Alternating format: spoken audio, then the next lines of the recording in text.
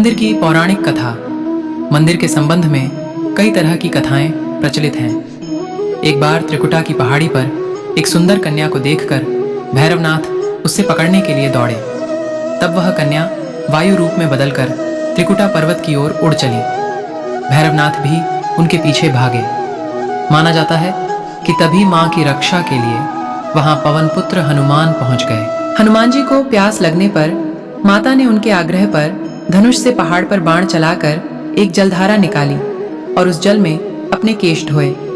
फिर वहीं एक गुफा में प्रवेश कर माता ने 9 माह तक तपस्या की। हनुमान जी ने पहरा दिया। फिर भैरवनाथ वहां आ धमके। उस दौरान एक साधु ने भैरवनाथ से कहा कि तू जिसे एक कन्या समझ रहा है वह आदिशक्ति जगदम्बा है, इसलिए उस महाशक्ति का पीछा छोड़ दे।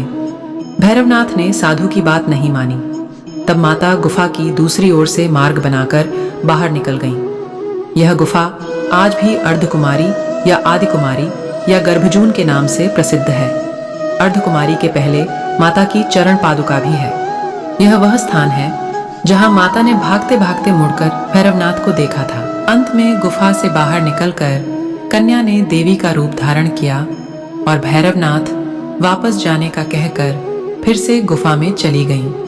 लेकिन भैरवनाथ नहीं माना और गुफा में प्रवेश करने लगा। यह देखकर माता की गुफा कर पहरा दे रहे हनुमान जी ने उसे युद्ध के लिए ललकार और दोनों का युद्ध हुआ। युद्ध का कोई अंत नहीं देखकर माता वैष्णवी ने महाकाली का रूप लेकर भैरवनाथ का वध कर दिया।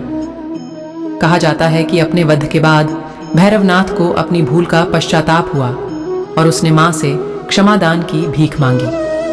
माता वैष्णो देवी जानती थीं कि उन पर हमला करने के पीछे भैरव की प्रमुख मंशा मोक्ष प्राप्त करने की थी। तब उन्होंने न केवल भैरव को पुनर्जन्म के चक्र से मुक्ति प्रदान की, बल्कि उसे वरदान देते हुए कहा कि मेरे दर्शन तब तक पूरे नहीं माने जाएंगे जब तक कोई भक्त मेरे बाद तुम्हारे दर्शन नहीं करेगा।